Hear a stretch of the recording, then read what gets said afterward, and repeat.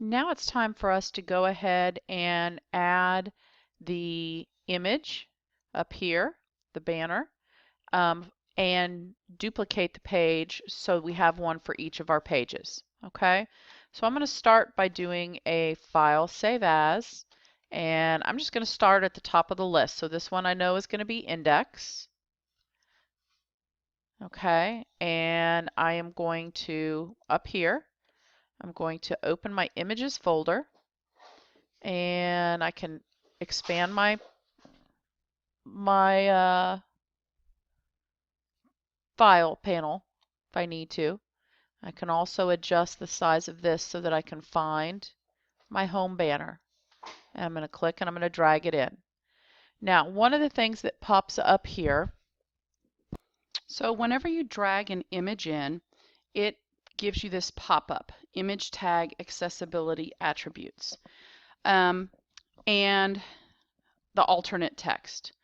So basically what that is it is wanting you to give some words to what the image is. There is a law called the Americans with Civil, hold on, no, I can't remember what it's called.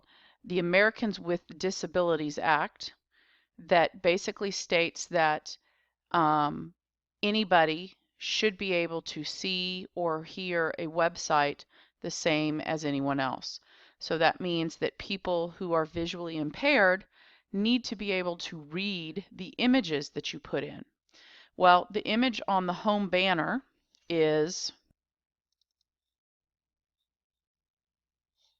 web design principles. There's a little bit more text, but that will suffice.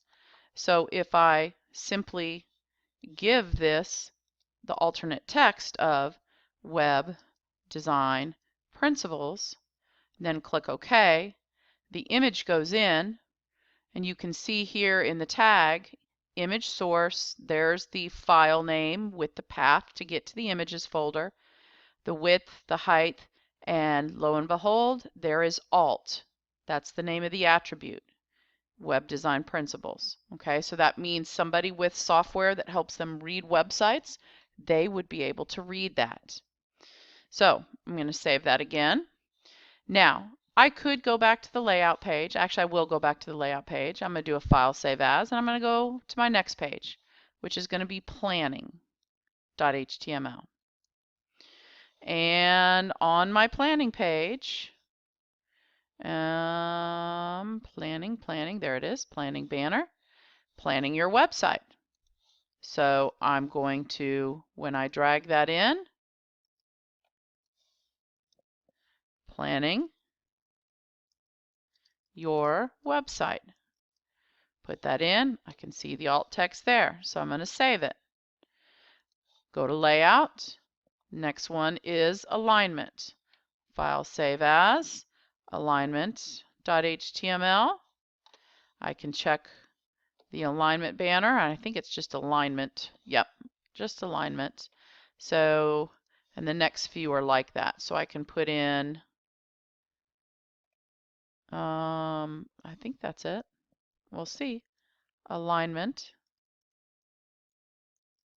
No, that's not it. Where'd my alignment banner go? Oh, there it is down there. Okay, alignment banner, and I would type in alignment, and I can go back to layout. This one will be contrast.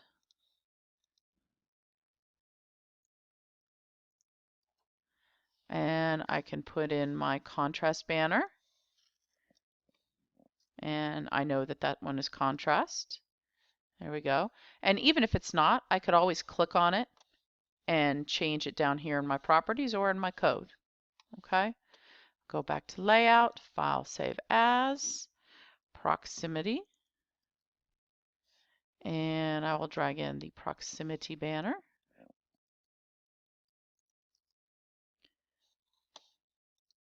And file save as. Here we have repetition. Make sure you're spelling repetition correctly. I know it's an easy one to misspell. Whoops, see, I almost did it there. Repetition, and 2 more, save as, color banner, and last one, file, save as, and that one is typography.html.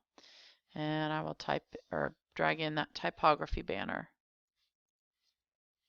Okay, now some of them I remembered to save at the beginning, but others, as you can see, I forgot, and so they have the asterisk. So if I can control click, I can do a save all. It's going to save them all at once. I could, if I wanted, I'm going to go to my index page. I could click on my browser and preview it in Google Chrome.